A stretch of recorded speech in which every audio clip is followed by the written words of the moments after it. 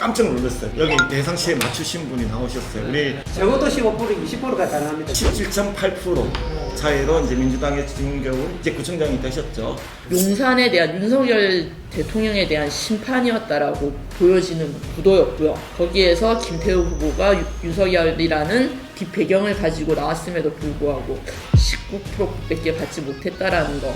그거는 이미 국민들의 마음이 용산이나 윤석열 대통령으로부터 떠났다라고 보여지고, 부산이 여론이 그쪽으로 역반응을 가지 않을까에 대한 우려들은 같이 가지고 있습니다. 부산 특유의 어떤 맞는 걸 가지고 부산 시민들한테 마음을 얻었는데, 이것을 지금 저희들은 이제 준비를 하고 있는 와중인데 시간이 나는 너무 더디다라는 생각을 가지고 우선만의 독특한 우리끼리 대별할 수 있는 부산 공약이 분명히 놓아야 된다. 윤 정부에 대한 평가, 부정평가, 긍정평가가 사실 그대로 나왔다.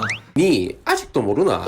부산, 경남, 휴대폰, 인터넷 치대 지원, 통신생활 아이가 1522-1784 바로 전해봐라. 통신의 모든 것 슬기로운 통신생활. 네, 안녕하세요. 센TV 부산 바꿔야 바뀐다 김대규입니다. 자, 깜짝 놀랐어요. 저도 지금 잠깐 영상이 나갈 건데 예언해볼까요? 그러니까요.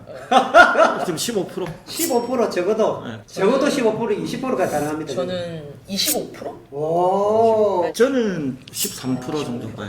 저희가 예상치를 했었는데 여기 예상치에 맞추신 분이 나오셨어요. 우리 윤준호 의원님이 15에서 20% 차이라고 하셨는데 그게 맞았어, 그죠? 근데 그때 25%, 제가 13%였는데 정확하게 15에서 20% 사이라고 하셨는데 17.8% 차이로 이제 민주당의 진경훈 이제 구청장이 되셨죠. 제일 중요한 건 어쨌든 민심 위반된 거는 사실입니다. 윤석열 대통령에 대한 이제 능력도 없고 지혜도 없고 또 비전도 없고, 이거는 이제 국민들이 인정을 하고 있거든요. 두 번째는 이제 더 우리가 또 심취하고 공부를 더 해야 될 게 이제 부산 지역이 어떻게 될 것인가. 워낙 서울은 저러는데 불구하고 서울과 다른 역반이 나타나는 보수의 총본산 부산이 여론이 그쪽으로 역반응을 가지 않을까에 대한 우려들은 같이 가지고 있습니다. 그 부분들에 대해서 우리 부산만의 독특한 캐릭터와 부산만의 독특한 우리끼리 대별할 수 있는 부산 공약이 분명히 놓아야 된다. 그런 걸 이번에 좀 확실히 깨닫게 된 계기가 되었어요. 네. 강서구청장 선거에 있어서 유권자 수가 50만 명이더라고요.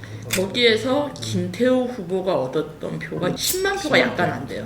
9만 몇천 표인데, 그러면 유권자 대비하면 19% 정도가 김태우 후보에게 투표를 했더라고요. 용산에서 무리하게 김태우 후보를 후보로 만들었잖아요. 배출했지 않습니까? 그런 면에서는 선거 자체가 용산에 대한 윤석열 대통령에 대한 심판이었다라고 보여지는 구도였고요. 거기에서 김태우 후보가 윤석열이라는 뒷배경을 가지고 나왔음에도 불구하고 19%밖에 받지 못했다라는 거. 그거는 이미 국민들의 마음이 용산이나 윤석열 대통령으로부터 떠났다라고 보여지고, 그렇다면 이제 윤석열 대통령이 더 얼마나 지금처럼 이렇게 교만하고 오만하게 어떤 자신의 대리인을 내세워서 정치적인 구도를 잡으려고 한다면 더 큰 패배가 있을 거라는 판단이 됩니다. 그리고 거기에 부산이라는 지역이 요충지가 될 것 같고요. 그래서 저희 수영구도 그 핵심 중심에 있는 지역이 될 거라고 생각이 되고, 그래서 이걸로 막 엮으시는 거 아니에요? 저는 그에 대비해서 정확한 전선을 가지고 저희 다음 선거에 대해서 대비하도록 하겠습니다. 지금 방금 이제 뭐 지지율 말씀하셨는데 지금 이제 윤 정부에 대한 평가, 부정평가, 긍정평가가 사실 그대로 나왔다. 수치가 똑같죠, 사실은. 깜짝 놀랐어요, 그런 거. 네, 그렇죠. 부정평가가 민주당 진경훈 청장의 지지율이고, 그렇죠. 그 다음에 말 그대로 저기 김태우 후보가 긍정평가에 그게 아마 큰 수치가 거의 비슷했던 것 같아요. 당대표가 보통 이 정도면 그죠? 4위를 표하거나 그 대부분이 다 최고위원들이 아니 그렇지 않나요? 대부분 선거 일단은 지면은 사표부터 내놓고 시작하지 않나? 그러니까 지도부가 사퇴를 하지 않고요. 임명직만 자른 거잖아요. 그건 거의 사퇴라기보다는 대표 체제 지도부에서 이 임명직들을 거의 뭐 자른 거라고 봐야 되지 않습니까?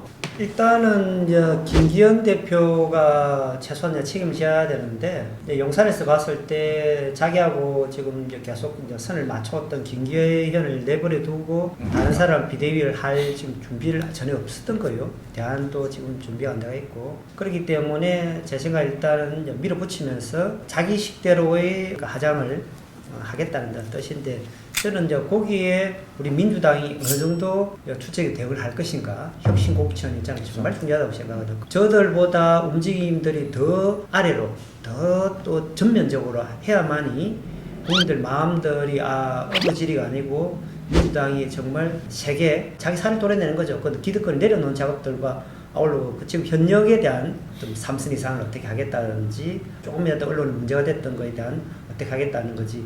혁신공천이 가장 중요하다. 그럴 때 실력 있는 사람들을 어느 정도 재배치해내느냐. 국민의힘이 요구할 것이 아니라 이 사안들 국민의힘보다 우리는 국민만 믿고 더 아래로 더 전면적으로 실력이 있는 사람들을 전면 배치시키고 지금까지 문제가 됐다. 여러 요인들 사람 조금이라도 문제됐던 사람은 칼을 확 잘라내는 전면적인 혁신을 해야 된다. 하고 우리는 교훈을 깨닫지 않으면 다시 역습당하는.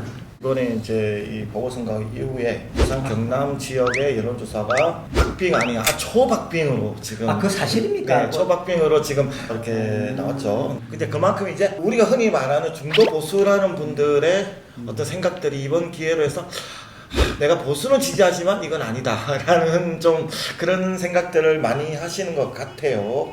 심지어는 동아일보, 조선일보에서도 까기 시작했어요. 지금 민생 경제가 너무 어렵습니다. 이게 우리가 이념을 가지고 먹고 사는 게 아니잖아요. 국민들의 입장에서는 내 삶이 조금이라도 나아져야 되는데 지금 우리 후반기 들어서면서 민생 경제가 완전 바닥을 치고 있잖아요. 물가 오르는 거 체감하시죠? 저는 외식 물가가 제일 먼저 제가 느껴지는 게 거의 30% 가까이 오른 체감이더라고요. 살인적인 그런 고물가와 인플레이션에 그리고 요새 대출 정말 어렵지 않습니까? 대출 금리가 정말 천정을 뚫고 있습니다. 이런 것들이 해결되지 않는 상황에서 이념 전쟁을 하니 결국은 비난받고 비판받을 수밖에 없는 거죠. 그분들이 뭐 그렇다고 진보가 좋아서 그런 얘기를 하는 사람들은 아니고 이러다가 또 예전에처럼 보수 개멸이 되겠다. 이제 위기감을 느끼면서 경고를 이제 확실하게 주는 것 같아요. 근데 별로 들은 척은 안 하는 것 같아요.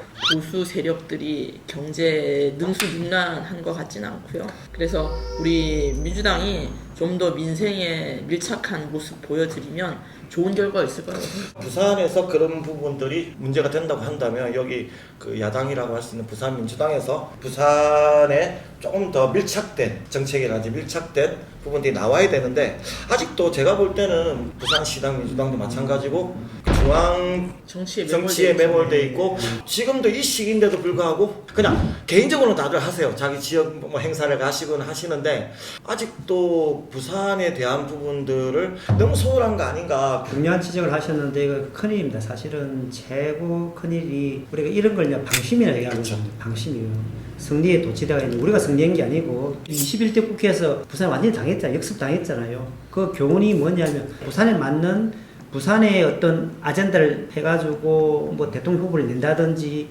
그다음에 신공을 한다든지 뭐 5명 주면 뭐 공항을 만들겠다 이런 식으로 부산 특유의 어떤 맞는 걸 가지고 부산 시민들한테 마음을 얻었는데 이것을 지금 저희들은 이제 준비를 하고 있는 와중인데 시간이 나는 너무 더디다라는 생각을 가지거든요. 그래서 우리 이제 위원장들 만났을 때도 그런 이야기를 계속 해왔습니다. 곧 이제 10월달 되면 뭔가 만들어내겠다 했는데 좀 느리다.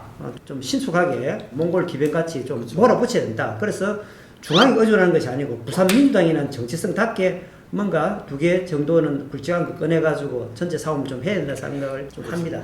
왜 그러냐면 여기서 움직이지 않으면요 중앙민주당에서 여기 신경 안 써요. 아시죠? 지금 안 쓰더라고 보니까. 그러니까 아니 그거는 중앙이 잘못한 게 아니고 여기서 그만큼의 푸시를 안 하기 때문에 중앙에서 신경을 안 쓰는 거예요.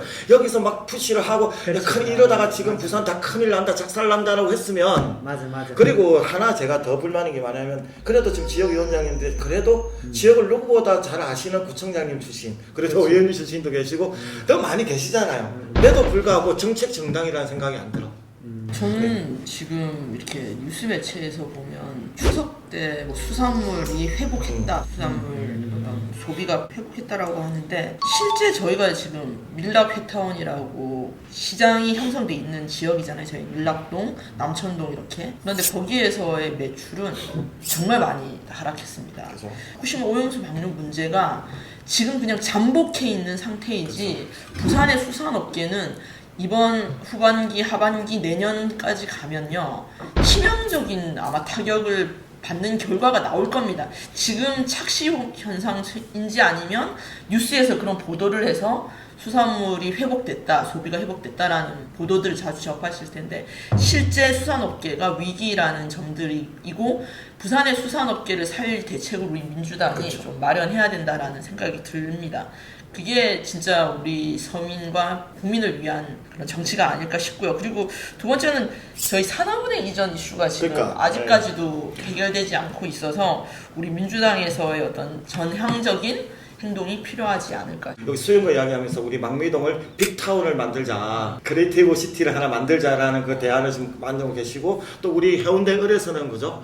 아예 국제적인 페스티벌 존을 우리 공간에서 지금 해운대 수목원 쪽이나 해서 그냥 누구도 따라하지 못하는 그렇지. 그런 K 그죠? 페스티벌 존을 지금 말씀을 하셨기 때문에 사실은 시민들이 원하는 건 지금 먹고 사는 것도 중요하지만 그거 제일 중요하죠. 하지만 그래 지금은 힘들지만 내가 부산의 미래에 이런 게 있으니까 좀 버텨보자.